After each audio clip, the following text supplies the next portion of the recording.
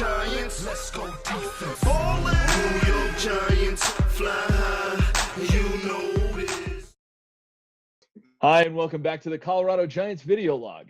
In Denver, find us upstairs at Tavern and Platt Park. In Boulder, our new home is downstairs in the Lazy Dog, the G-Men Den. We'll be watching every game there. Today, we're joined by Charles, an organizer for the Big Blue Denver crew who watched the games down in the Tavern and Platt Park. Charles believes that the Giants are better off with a 3-4 base defense. Betcher, the Giants' new defensive coordinator, prefers to use the 3-4 defense. The Giants have historically been a 4-3-D under Spags and Perry Fuel. A 4-3 defense employs 4 down linemen and 3 linebackers, and as you might have guessed, a 3-4 defense uses 3 down linemen and 4 linebackers.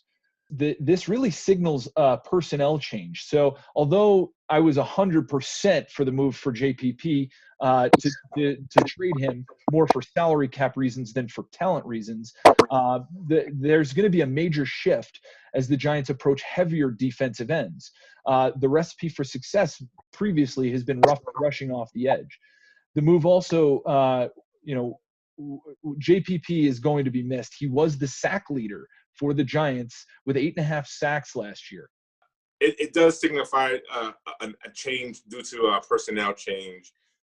It was actually rumored that they were going to go to a 3-4 earlier, but needed to maintain it as a 4-3 in order to keep JPP at his position to do his job. Those are just rumors. There's no factual content to that. But as we mentioned in the last segment, in order to move forward, you need to have change. And what happened last year or what wasn't working. James Betcher is coming from the Cardinals in Arizona. He put up good numbers. He made things happen. Just because the Cardinals released James Betcher didn't mean that it was anything negative. You know, it has to do with contracts, has to do with caps and everything else. It was actually a great win for the New York Giants. And moving to the 3-4 has tons of benefits. Now we don't have the hand in the dirt of attack, which shaves off a good second on the attack against the opposer's offensive line. One of the problems I see is that it just breeds a more softer brand of defense. By bringing the players further off the ball, the smash mouth football that's very heavy in the NFC East will have quicker access to that first initial rushing yard on each down. I must say, though, the Arizona only did give up 3.5 yards per carry, which was third in the NFL, and only 90 yards per game on the rushing side, which was 6th in the league. But this does bring a tendency to even softer packages. The Cardinals, Betcher's previous team, used the base 3-4 only 27% of plays from scrimmage. And under Betcher, they played 65% of those plays from the nickel package, which is even further away from the ball. The problem with that, Adam, is the 4-3 in the NFL industry is considered the basic package, a standard package. You need key personnel in order to make the 3-4 happen. So you're absolutely right. And James Betcher believes we can handle it with the 3-4. Pat Shermer thinks we can handle it with the 3-4. And you really want the 4-3 when you're going to be attacking the passer more, when you're going to be on that. And unfortunately, the Giants defense had opportunities last year. They had some issues that they had to work on. So that's what they needed to do. Keep rushing the passer. They needed to do that because they didn't have the key personnel in the other parts. Now that we've made those changes, I mean, I love JPP just as much as the next guy, but now that we've made those changes, especially the most recent of bringing in Ogletree, he is going to be a key player in James Betcher's defense, in James Betcher's 3-4. He is going to be a leader for that defense. Now we all know Landon Collins is the captain for the defense, but Ogletree has that experience and that leadership qualities as well. So I think James Betcher's implementation of the 3-4 for the New York Giants' defense is key to making us get to the playoffs. So that's a great point. So the 3-4 defense puts way more pressure on the inside linebackers because the outside linebackers tend to cheat up against the line. they're acting basically as standing defensive ends, but much smaller frames. There's much more exposure in the middle of the field. Now, the Giants, if you watched anything last year, were just awful defending the short passes in the middle of the field. It puts a tremendous pressure on the inside linebacker core that's been weak historically. So I really do hope Alec Ogletree can be the inside linebackers that the Giants have needed since the Crunch Bunch. From the film that I've seen, the LA Raiders also operated out of the 3-4, so he is familiar with this defense. Yeah, and it's also going to allow them to put four in the backfield. And another key person in this, who a lot of people really aren't talking about, is Eli Apple. I mean, Eli Apple is on the road to redemption, and I've watched a lot of commentary with Eli Apple, his interviews. You can tell it in this young man that he is just motivated to make things happen. I'm kind of one of those people who believe putting past in the past, and that's all good and dandy. We're a 2018, 2019 team. We have 2018 individuals that are ready to make changes and make things happen. And putting the right players in the right places can make the 3-4 work.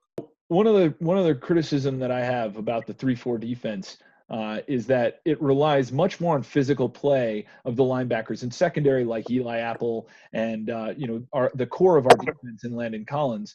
This will leave them tired in the fourth quarter, where Eli's been masterful at comebacks when the D can hold the late lead, which they haven't been able to do as of late. Well, mind you, the defense has gotten tired because the offense is never on the field. So with the addition and the improvement of the offensive line, the key goals are to keep Eli Manning on the field longer, making more plays and scoring more, allowing the defense to get that rest that they need, allowing them to recover for those extra 8 to 10 minutes in order to do it all over again. So with Eli Apple and Landon Collins in the background, and you got a couple of linebackers to fall back if needed, again, it just proves that the 3-4 is more beneficial to the New York Giants than a 4-3, a basic 4-3. Yeah, so in a 3-4, the reliance on blitzes for pressure, I mean, they're only 3 down linemen, so they're going to be facing lots of double teams. And the only real way to generate pressure is to use the blitz. Now, the Giants' success in recent past, right, our last 2 Super Bowls, were brought on because the pressure generated by just the 4 down linemen when they didn't need to bring in an outside blitzer.